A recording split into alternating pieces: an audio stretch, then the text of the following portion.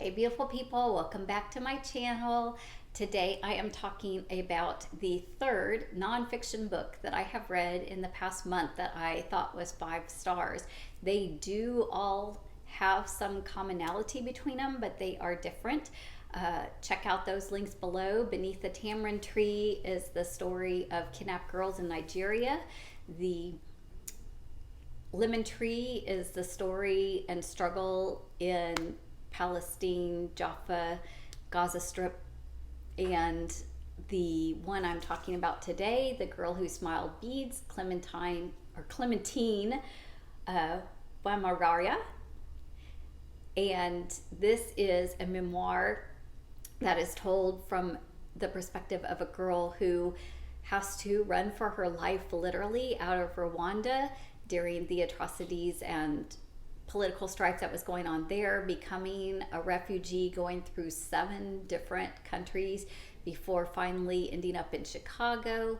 And she actually was featured on Oprah and had some interesting life journeys, trying to reconnect with family, trying to make peace with her past, trying to become an educated advocate person, and yet still struggling. And I really appreciated the honesty and the grittiness and the deeper understanding that I developed reading this, where particularly the parts as an American, if you have a refugee or somebody that in your mind you're thinking this person needs to be taken care of or kind of blessed or babied even in a way, because you know that they've had something traumatic and difficult happen in their life, and yet you yourself have no understanding of that.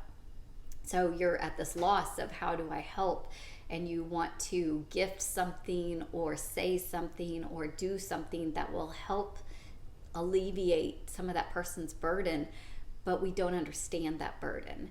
And reading this is one more step that gets me one step closer to having any way to wrap my own brain around what it could possibly be like to go through that, and the dehumanizing process that can happen from that. And how do we reinstate humanity? How do we reinstate love? How do we heal from such trauma?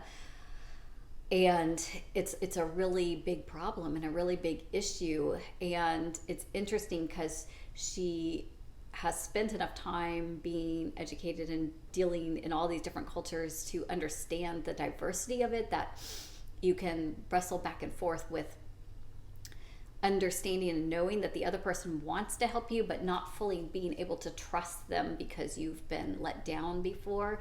And it's not necessarily the helper's fault for not knowing the right things, but that's still where the burden lies. The burden still lies with those of us who have and can be voices for those who don't have their voice, and yet we're trapped because we don't know.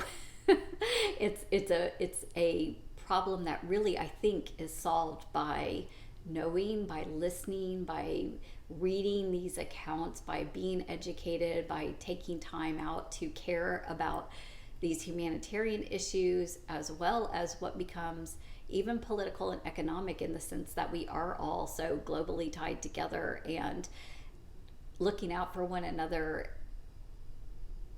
actually saves us all resources and money even. So it's in our own best interest even to look out for one another. I want to read just a couple short passages that are not going to be spoilers beyond the general storyline, but helps explain kind of what I took from it. She shares, "Say something happened. Say a bird hits the window right here.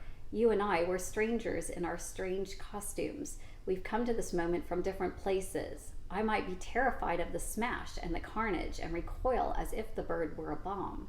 You may think this is overreacting and it's just a bird. What's wrong with me, or what's wrong with you? If I don't share with you my history, if I don't explain what's brought me to this moment in time, that to me the bird hitting the window sounded like a shell detonating, then how could you know me? And that kind of explains to me like the burden being on the person who's other, the person who is the struggler in the situation really has the bigger burden of trying to share that. And so for me not to fully hear or to appreciate or try to be too quick to dismiss is just really feels very dishonoring. I also love this quote. She says, true survival of the body and soul requires creativity, freedom of thought, collaboration. You might have time and I might have land. You might have ideas and I might have strength. You might have a tomato and I might have a knife. And we need each other. We need to say, I honor the things that you respect and I value the things you cherish. I am not better than you and you are not better than me. Nobody is better than anybody else. Nobody is who you think they are at first glance. We need to see beyond the projections that we cast onto each other. Each of us is so much grander, more nuanced, and more extraordinary than anybody thinks, including ourselves. Just beautiful, powerful writing. I think actually a lot of this sentiment really resonates and sums up the other two books that I also have given reviews on in nonfiction. So these 3 nonfiction books that I have read lately are 5-star. I believe this one is definitely available on audio and think it would be awesome to do that way. Might like to re-listen to it again. Just totally glad that I found this. I actually got this book at the Dollar Tree for $1, y'all.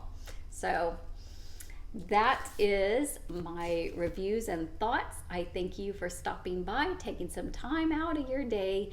Hope that you will like and subscribe for more reviews in the future. Take care.